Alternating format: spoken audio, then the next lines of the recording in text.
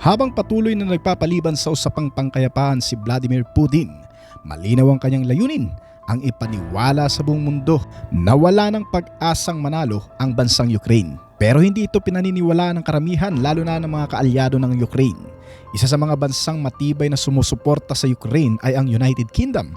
Sa halip na umatras, mas lalo pa nilang pinapalakas ang kanilang tulong. At ngayon nga ay may ginagawa na naman ang UK na maaaring magpabago ng takbo ng digmaan. Isang bagong malakas na sandata. Isa itong ballistic missile na tinatawag na Project Nightfall. Ayon sa mga ulat, ang missile na ito ay kayang lumipad ng mahigit sa 500 kilometro at nakadisenyo para hindi madaling maistorbo ng electronic warfare ng Russia. Ibig sabihin, mas mahirap itong pigilan. Plano ng UK na bigyan ng Ukraine ng mga missile na ito para gamitin laban sa target sa sinasakop na lugar at kahit sa loob mismo ng Russia.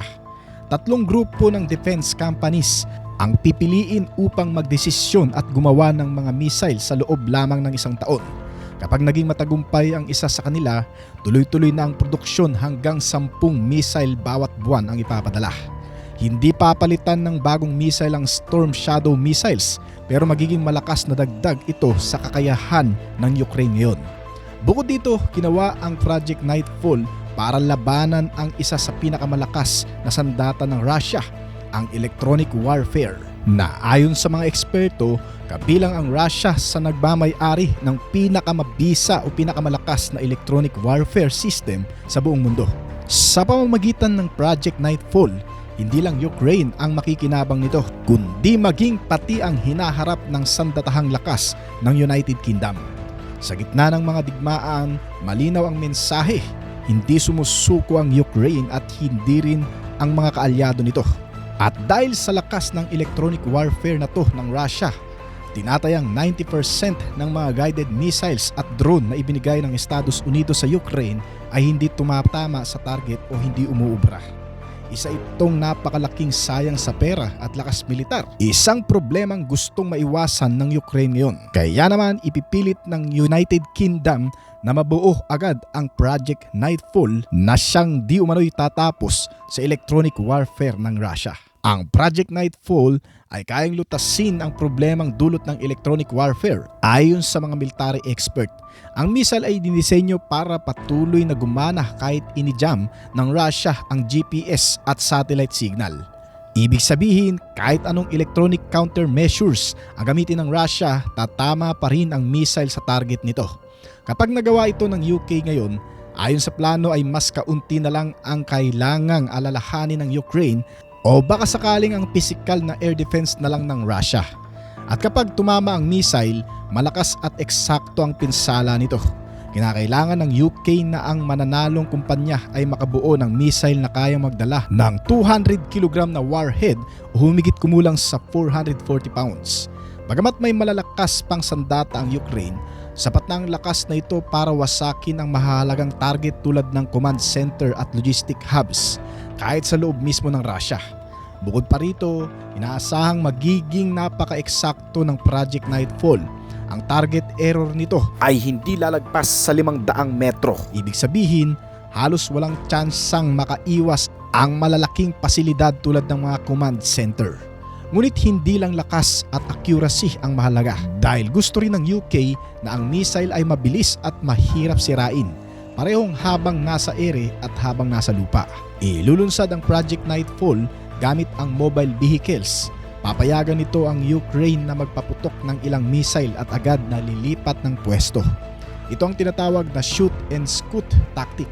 Sa ganitong paraan, bago pa man makaganti ang Russia ay wala ng mga launcher at ang tatamaan na lang ay mga bakanting lugar. Dahil sa ganitong kakayahan ngayon, ay maaaring maging isa ang Project Nightfall sa pinakamalalakas na sandata ng Ukraine. Pero may mga limitasyon din ito.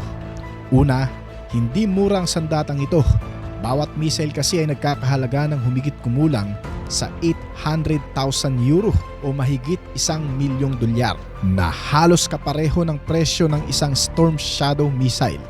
Hindi rin malinaw kung ibibigay ng UK ang mga missile sa Ukraine o kung bibilhin ito ng Ukraine. At dahil 10 missile lang bawat buwan ang kayang gawin, 120 lang kada taon ang mabubuo.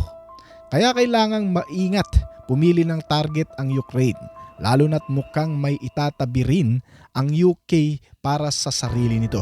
Ikalawa, nasa maagang yugto pa ng development ang Project Nightfall.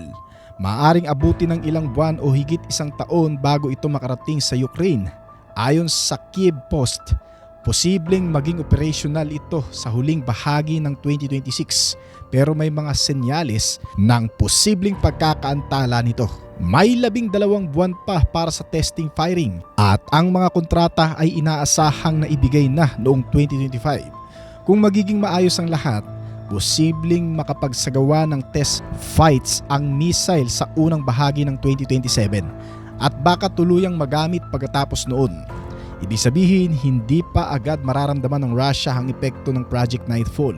Pero kapag dumating ang sandatang ito, malaki ang magiging pagbabago sa digmaan. Dahil ang Project Nightfall ay isang ballistic missiles, makakatulong ito sa Ukraine na makabawi laban sa Russia na matagal nang gumaganti ng cruise at ballistic missile sa digmaan. Ayon sa Center for Strategic and International Studies, sobrang dumadami ang mga missile at drone attacks ng Russia simula nang magsimula ang digmaan. Noong una, limitado lang ang mga atake, pero pagsapit ng 2024 hanggang 2025, umabot na sa 400 hanggang 600 missile at drone ang inilulunsad ng Russia sa loob ng isang araw. Noong Oktubre 2025 lamang, mahigit 5,000 drones at daang-daang missile ang pinakawalan laban sa Ukraine. At sa lahat ng ito, ang ballistic missile ang pinakamahirap pigilan. Dito posibleng magbago ang laban dahil sa pagdating ng Project Nightfall ay siguradong magkakaroon ng pag-asa. Pero syempre may panlaban pa rin dyan ang Russia dahil sa dami ng mga ballistic missile nito. Ang ballistic missile ay napakalakas na sandata dahil sa bilis nito at sa paraan ng paglipad nito paarko patungo sa target. Napakahirap itong pigilan ng air defense system at marami nito ang Russia. Noong January 9, tinalakay ng Bloomberg ang ilan sa mga ballistic missiles ng Russia. Isa sa pinakakatulad ng Project Nightfall ay ang Iskander-M. Mayroon din itong 500 kilometrong saklaw at kabilang sa short-range ballistic missiles.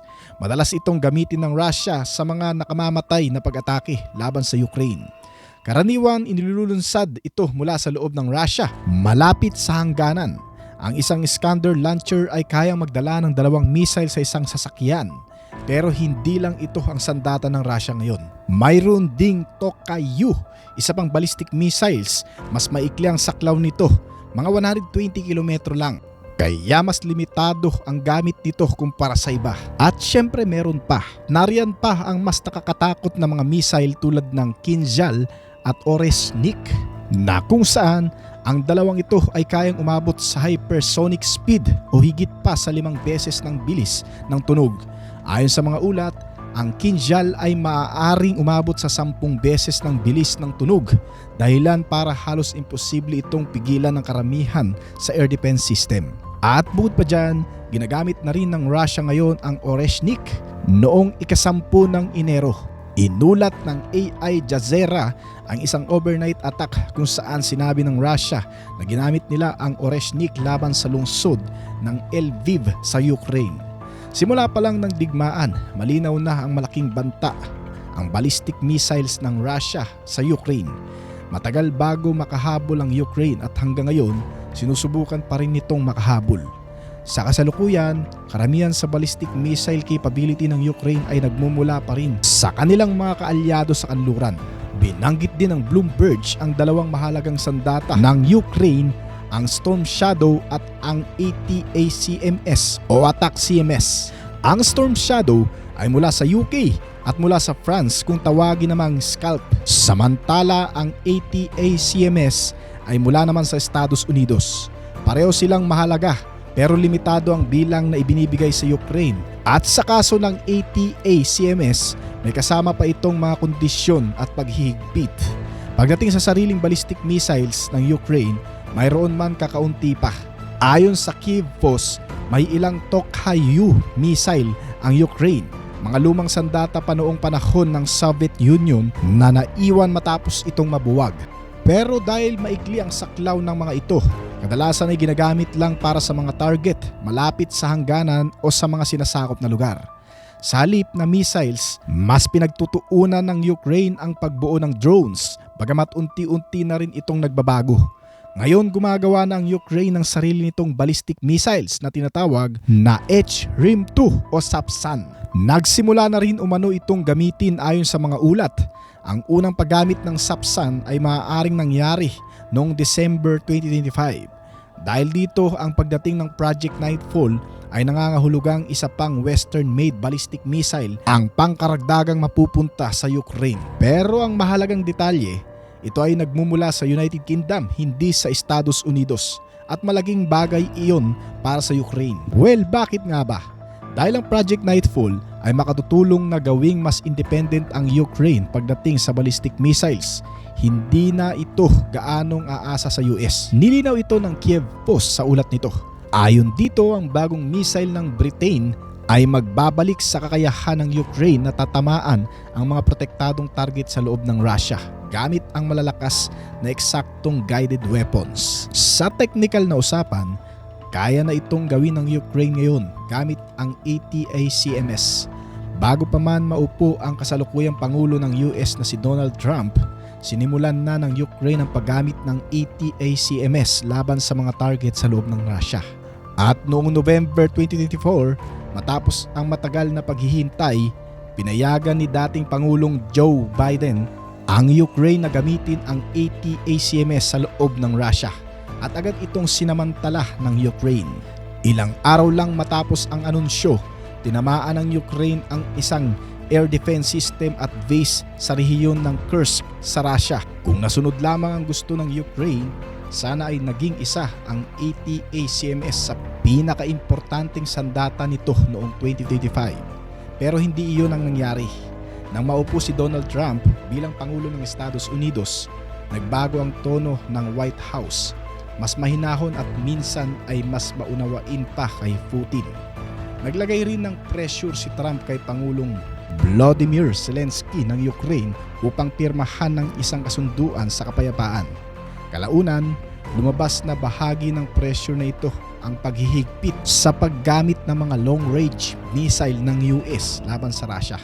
At ayon sa The Guardian, ipinatupad ang ban na ito simula pa noong tagsibol ng 2025 na kung saan naging mahirap tuloy para sa Ukraine dahil kinakailangan pa nitong magsumite ng espesyal na kahilingan tuwing gagamit ng ATACMS at ang huling desisyon ay nasa kamay pa ng US Secretary of Defense. Sa loob ng mahabang panahon, wala ni isang kahilingan ang naaaprubahan. Nagbago lamang ito sa huling bahagi ng 2025 nang kumpirmahin ng Ukraine na muli itong gumagamit ng ATACMS laban sa target sa loob ng Russia.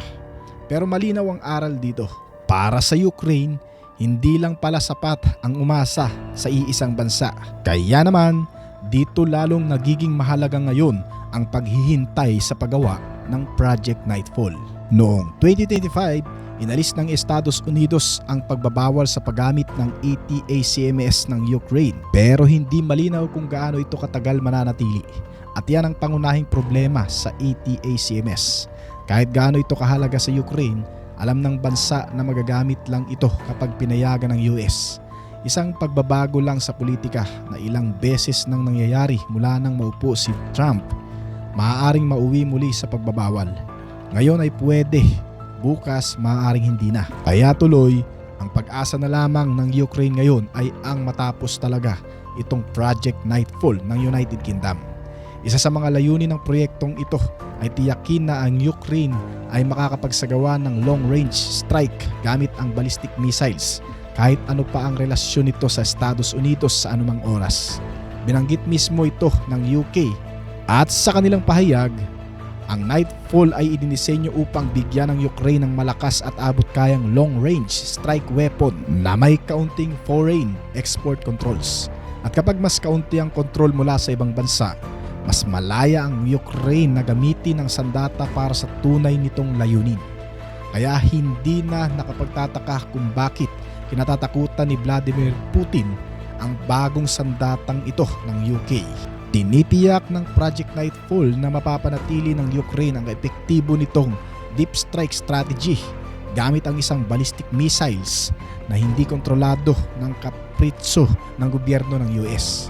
At kahit wala pa man ang Project Nightfall, ay napatunayan na rin ng Ukraine na kaya nitong tumama sa malalayong target gamit ang sarili nitong drones at missiles.